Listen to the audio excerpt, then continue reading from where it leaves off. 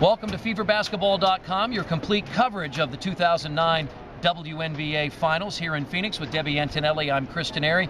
Game 1 is in the books. We saw a historic Game 1, the most points in Finals history, as in overtime, Phoenix knocks off the Indiana Fever 120-116. Debbie, Indiana's going to look back at this one as one that got away. They had a 7-point lead midway through the fourth quarter.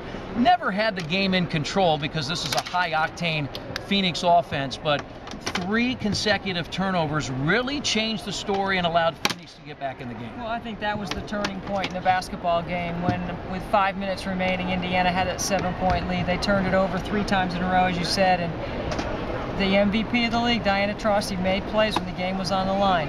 For Indiana to play one of their best offensive games ever, and to have 5 players in double figures and one of those not be Tamika Catchings, I think that's a little bit of a surprise. But offensively, I don't know if they can play much better than what they did. They'll make some adjustments on the defensive end. They did a good job on Taurasi, but I thought when Indiana played at that fast pace with their transition game, that's when they were playing at their best.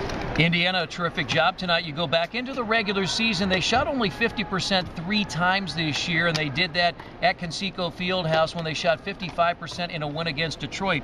Tonight they shoot 56% here at the U.S. Airways Center.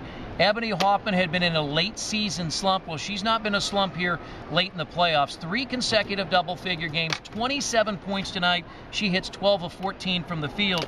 And Deb, what can you say about Katie Douglas? A playoff career high 30 points when Indiana needed her down the stretch, inside 10 seconds to play, hit the 3 that forced overtime. Well, she's so good at working without the ball and playing the game at different speeds, and that's exactly what she did. She accelerated off a screen, caught the basketball, had a hand in her face, knocked down that 3 to put it into overtime. I think Indiana's got to shore up their ability at the free throw line. They got to do a better job on the glass because they got out rebounded. You cannot give Phoenix second chance opportunities because they're too efficient on the offensive end. So playing as well as they did offensively, there's still a couple of things that they could do to get a win here in Game 2 on Thursday. And one of the things they can do is to get Tamika Catchings back in the game offensively. Again, she fouled out in overtime after she hit a 3 to give the Fever their last lead at 112-111. But in overtime, it was Diana Taurasi, it was Cappie Pondexter. Taurasi had 22 tonight. Penny Taylor had 23. Pondexter 23. She had 21 of those in the second half and overtime. Well, we'll have the radio call for you on 10-7 to the Fan. Game 2 is Thursday night here at the U.S. Airways Center in Phoenix. We'll be on the air at 9 o'clock. And Fever fans, make sure you get your tickets. We had over 18,000 last Saturday for that clinching win to win the Eastern Conference Championship. Well, we want to see you at Conseco Fieldhouse. Tickets are on sale for Game 3, Saturday at 4 o'clock. And you can stay right here at FeverBasketball.com. Make sure you go to the proper icon, click, and buy your tickets for Game 3.